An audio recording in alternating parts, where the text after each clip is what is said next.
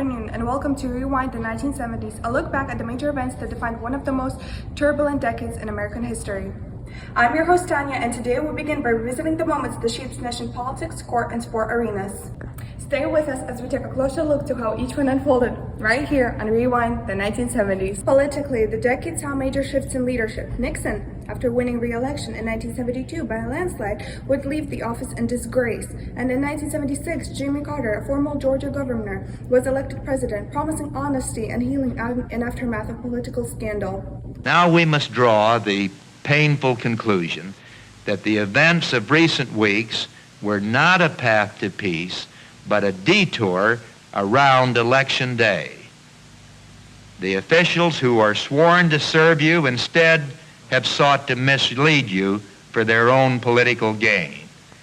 Their strategy, I believe, was designed to create the illusion of peace from Thursday, October 26th, when Dr. Kissinger made his announcement, until Tuesday, November 7th, when you will make your decision about the next president of the United States. First, Watergate. In 1972, a break in Democratic National Committee headquarters led to a wide-reaching investigation that exposed a web of political spying, cover-ups, and abuses of power. 2 years later, in a stunning outcome, President Richard Nixon resigned, the first U.S. president to ever to do so, in a scandal that forever changed American trust in government. I want to say this to the television audience. I made my mistakes, but in all of my years of public life, I have never profited from public service. I've earned every cent.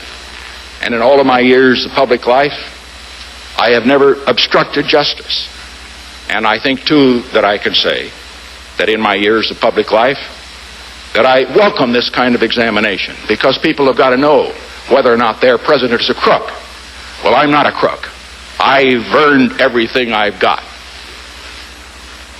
These events, from courtroom to campaign trials, from resignation to redemption, mark the turning points of 1970s. Stay with us as we take a closer look to how each one unfolded, right here on Rewind the 1970s. Muhammad Ali made his long-awaited return in boxing. After serving a 3-year ban for refusing to be drafted in the Vietnam War, Ali stepped back into the ring in 1970 to fight Jerry Quarry in Atlanta. It wasn't just a comeback, it was a moment of national attention, a cultural significance, and as Ali's reclaimed his place not only as champion athlete, but as a symbol of resistance and resilience.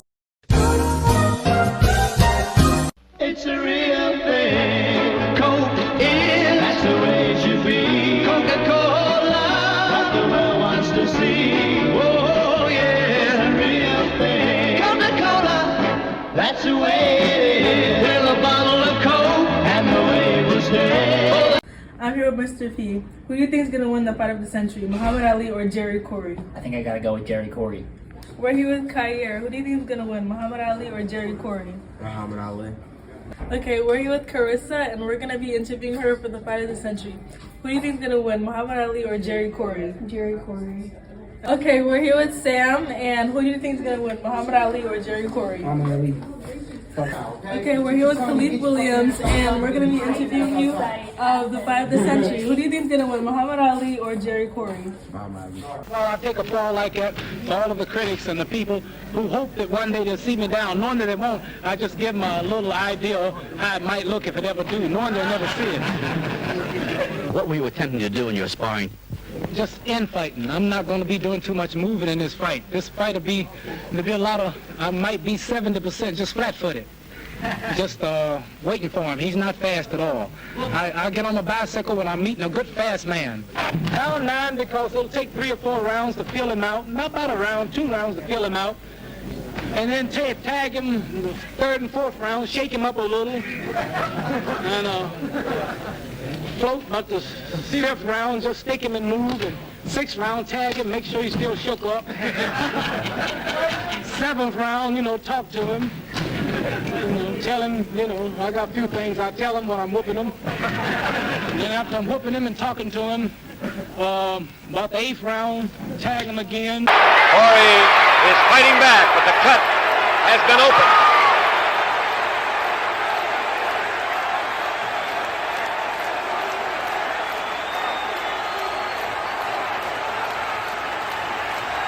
You see the timer, 15 seconds.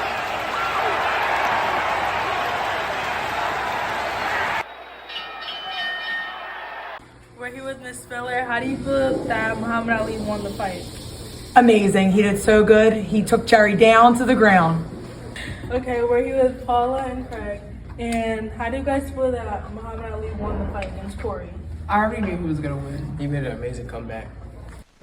In light of the fact that you felt things were going your way, is that why you protested and stomped around? Because you felt... I knew what was going to happen. I knew it. In fact, I figured if I could get one more round, I think that I could have really went out and taken him out in the next round. He didn't have anything. He can't punch. You know, anybody come up here and ask me to say that he's the greatest fighter around, forget it. There's no way. I got beat last night because I got a nasty cut. I've never had a break in this, from the beginning of to the end of this game. I've never gotten a break in the ring, and I sure as hell didn't get one last night.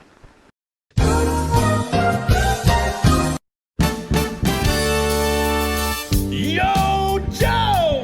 He'll fight for freedom wherever there's trouble. G.I. Joe is there. G.I. Joe! A real American hero. G.I. Joe is there. It's G.I. Joe against Cobra, the enemy, fighting to save the day. He never gives up, he's always there, fighting for freedom over land and air. G.I. Joe! In music, fun voice rose above the rhythm and message. Bob Marley, blending reggae with the protest soul and unity. Marley became an icon not just for 70s but for generations to come. What is your special message? Truth, peace and love and music, you know, and liberty. Now yesterday, there's a war going on. Death is trying to take life, and life is stronger than death. But people believe that death is stronger than life. But we know that life is stronger than death. So life is the road, you know. Buffalo soldier, dreadlock rasta.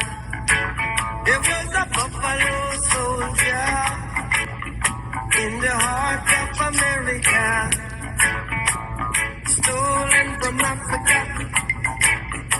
Fashion was loud, bold, and expressive. Knee-high boots trotted down sidewalks. Afros and feathered hair turned heads. The hair products flew off shelves, and personal style became a movement of its own. Happiness is all around, and it starts right here. With your feet on the ground, yes, everywhere you wear. There's a smile in the style of happy shoes. Start off a brand new day with love in the air. You can walk a new way, 'cause every pair you wear. There's a smile in the style of a happy shoe. There's a smile in the style of a happy shoe. There's a smile in the style of a happy shoe. There's a smile in the style of a happy I'm here with Mr. P. Who do you think is gonna win between... Bruh.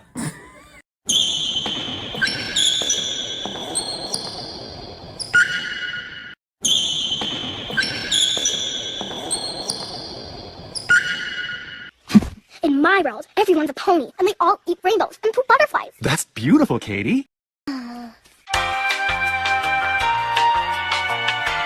National Hold Committee up. headquarters Wait a led to minute. wide-reaching Something investigation ain't that right. exposed a web of We did that. Good evening, America. Tonight we present a historic conversation. And I was actually... I don't know. Nixon, you can go first. I serve this nation in time. Okay. Good evening, America. Tonight we present a historic conversation. What are you doing? Loud. Okay, we're here with Carissa, and we're gonna be interviewing her for the fight of the century. Who do you think is gonna win, Muhammad Ali or Jerry Corey? Jerry Corey. Okay, we're here with Sam. Bombastic side eye. And who do you think is gonna win, Muhammad Ali or Jerry Corey? Muhammad Ali.